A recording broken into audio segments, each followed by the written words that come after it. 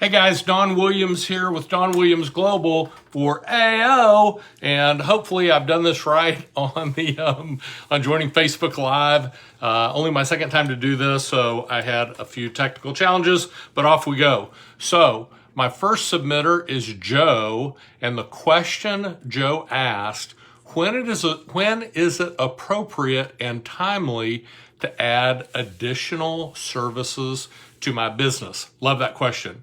Here's the description and background of the question. Joe owns a home inspection company in Florida. His goal is to be at 25 to 30 inspections per week. We're not there consistently yet. I have an inspector who works for me and is doing great, so operationally, I believe I'm set up for success. I'm just worried I may be jumping the gun and need to focus more on sales and bringing in more inspections, but the revenue loss by subbing mold inspections out and what I could add to my bottom line by bringing it in is pretty large. So that's the background. I'll repeat the question and then I'll give you my answer. When is it appropriate and timely to add additional services to my business? So great question, one that many entrepreneurs, and certainly that I struggled with as a young entrepreneur.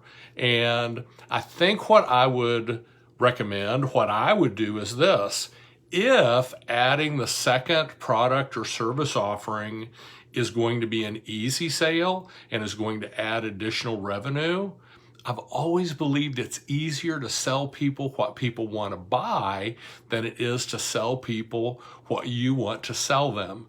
So for example, if the home inspections, 25 to 30 a week, you're not there, let's just say it's 15, and I don't really know, but here in Dallas, Fort Worth, I think those are going to be about maybe $500 an inspection. For this purpose, let's say 500, 15 a week, that's 7,500 in revenue.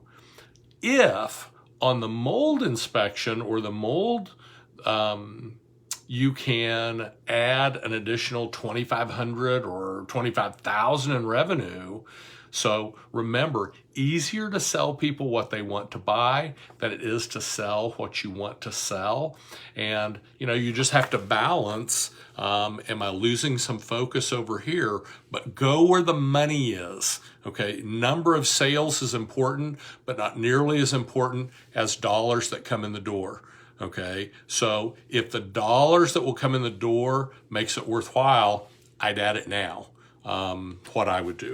So next question. This is from Alex, and Alex says, do you think me paying myself less than everyone else on the team is smart? And here's Alex's background. I have a hardscape and landscape business. I'm starting to grow. I'm making everything 100% legit. I don't need a ton of money out of the business. I have pretty much everything I need to live life. I was going to pay myself $15 an hour and leave the rest in the business account so I can keep the ship sailing. Does that make sense, or should I pay myself more? I reverse engineered it. If I pay myself $15 an hour, I should be able to save $1,000 a month in my personal bank account. The business account can grow rapidly. Thank you for all your time. Thank you for asking the question, Alex. So I'm going to give you a couple of different viewpoints to deal with here. So one, do you share with your team what your income is? And if so, I think I'd ask why. I'm a believer in transparency with the team, but maybe up to a line just short of disclosing owner's compensation. And the reason for that is this: at some point, hopefully your compensation is $1 million, and that can be tricky to explain to people in your employ that are well compensated, but they're obviously not that well compensated.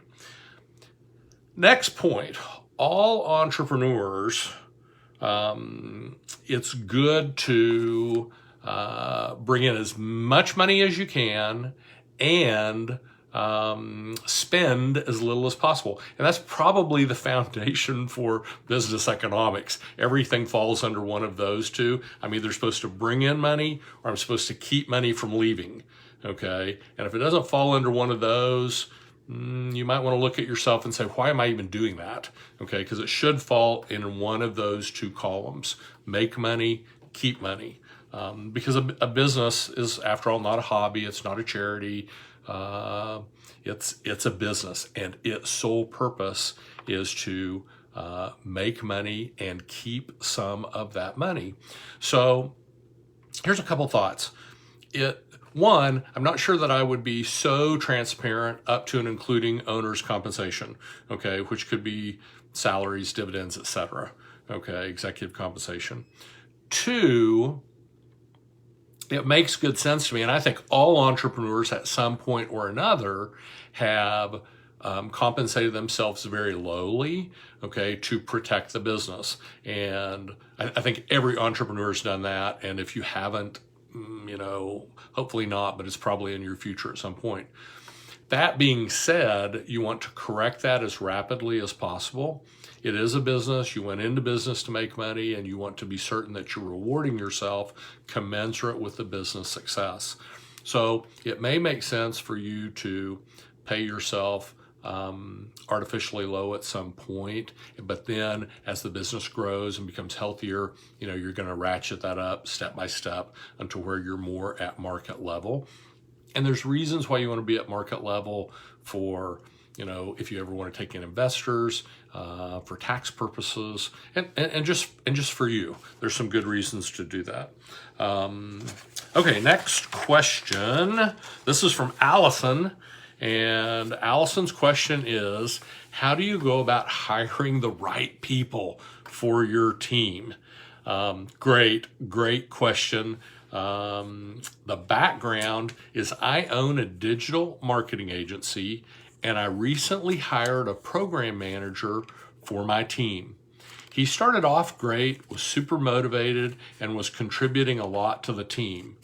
Over time, I realized his personality didn't mesh well with the team. He was constantly questioning why we did things rather than completing tasks, and he would try to find ways so that he could pass his task back to me or someone on our team so he wouldn't have to complete them himself. After talking to him several times with no changes made on his end, I realized that I had made a terrible hiring mistake, and I let him go the other day. I felt like he used a lot of my time and didn't contribute much to moving our business forward. How do I avoid the same hiring mistake in the future? Thank you for your time and expertise. So, great question, and we probably could discuss this for a week, okay? But let's go back to the question. How do you go about hiring the right people for your team? And I'm going to give you a couple of suggestions. So one, hire slow, okay? Be diligent, okay? Do your research, spend the time, and then fail fast. And it kind of sounds to me like you did fail fast. Once you realized they weren't going to be a fit, you gave them a couple of chances, okay? Then it's time to move on, okay? Nothing is more disruptive to the growth of a company than a disgruntled employee. So companies like Culture Index, Predictive Index, there's multiple assessments that will can illuminate how a person's personality works and how they're going to fit in the team. Most entrepreneurs, most early entrepreneurs, look to hire people that are like themselves. And I know in my early days, which was a long time ago, I tried to hire people that looked, walked, talked, sounded like Don Williams. And that makes perfect sense to an early beginning entrepreneur mind. But the reality is we want to hire people that have different skill sets. Okay, so if I were building a football team, I'd want somebody who could play quarterback and who was a great quarterback. But I'd also want somebody on the offensive line that was great big and 350 pounds and wanted to protect that quarterback. And they had to have two totally different skill sets, but I need both of those people on the team. So imagine if you had a football team, 11 players on offense, 11 players on defense. Imagine if on offense you had 11 quarterbacks. Even if they were the best 11 quarterbacks in the league, you're not going to win any games because you don't have somebody to hike the ball, you don't have blockers, you don't have somebody to run the ball, you don't have somebody to catch passes. So you do want people with different skill sets, okay? And sometimes that's in an entrepreneur's blind spot. They don't see that to begin with. The second thing is this. So if you talk to the people at Culture Index or Predictive Index, and I don't have anything to do with them, but they'll tell you that about 15% of employees in America, and I might be a little off there, but a fairly small percentage of employees in America are fans of where they work. Okay, and so they're totally bought into the culture. They're very productive. They do way above and beyond, what the average employee does. And then there's this group in the middle that's like 60%, okay, that they sometimes do more, sometimes do less, but they're kind of middle of the road. But on the very bottom end, okay, and the term they use, excuse me, and this might be a little harsh, but the term they use is terrorists. They're actually trying to destroy your business for whatever reason. And certainly, once you've identified that somebody is trying to hurt you or hurt your business, they got to go. And you need to be sure you do that in the right manner to where you don't end up with an HR problem. Here's a low-cost character strength resource. Is called VIA surveys. V as in Victor, I as intelligent, A as in Apple. And I think there's a free version, maybe not, but I think the other version is $40. But it will rate a person on their character strengths, and you want people who have different character strengths. So I'll give you, and it does it on the top 20. And number 20 doesn't mean that you're weak there. It just means that it's harder for you, the way your personality is constructed. Those you really have to work at. So my top character strength, I think, is judgment, and then second is perspective, and third, honesty. And so I want to hire people and add people to the team that have big empathy, have people that have a good sense of fairness, people that their top character strengths are different than mine, because on a team, different skill sets is crucial. But good job. Once you've made the decision, this is not going to work out, you acted and took care of it. Next question, Ricardo. Ricardo's question is, what are best ways to communicate change in the workplace when I have some team members who always seem to be reluctant and can be disruptive to the culture? Interesting how this question may go along somewhat with the previous question. So here's the background. I have a barbershop, and I have one specific team member that backlashes at times on certain things. I'm planning to extend the hours on Saturday in order to gain more business. Do I just tell them and start it, or plan it 1 month before? I'm looking for ways to not only handle this situation, but ideas to get my team aligned on an ongoing basis. So repeat the question. What are ways to best communicate change in the workplace when I have some team members who always seem to be reluctant and can be disruptive to the culture? So words in the question that are concerning are that always, reluctant, and disruptive. And so in a work environment, I think that I'd be uncomfortable with someone who's always reluctant, and I'd be uncomfortable with someone who's disruptive. Doesn't mean that we can't disagree, but we should be able to do it in a manner that is positive. So if we can't talk about challenging issues in a positive and a going forward manner, to me, that would be a concern for company culture. And just like in the previous question, it may be that the only solution is to remove the person who's always reluctant and disruptive. Now, that may not be the case. That may have been a little strongly worded in the question. So keep this in mind. People, okay? Prospects, customers, teammates, spouses, children, friends, partners. All people are reluctant to accept change. Change is hard. And so when we make changes, and the bigger the change, the more we want to do this, we want to be certain that we communicate with empathy, and it does help to give a little time. So we're going to start this trial. We're going to expand hours on Saturday. Instead of closing at 2, we're going to close at 5, and we're going to start that on the 1st of next month, and we're going to run it for, I don't know, I'll say for right now, 30 days, and we'll see what happens. And then we'll readjust or reassess, as time allows. And that's an easier way for people to accept change.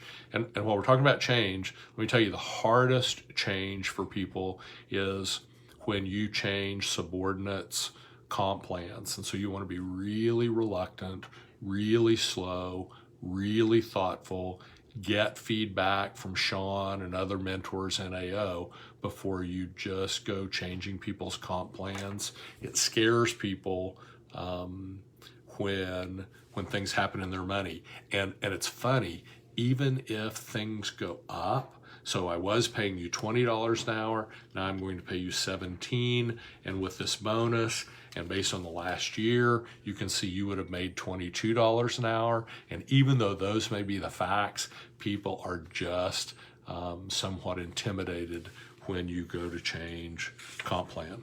I think I have one question left. And this is AJ. Great question, right to the point.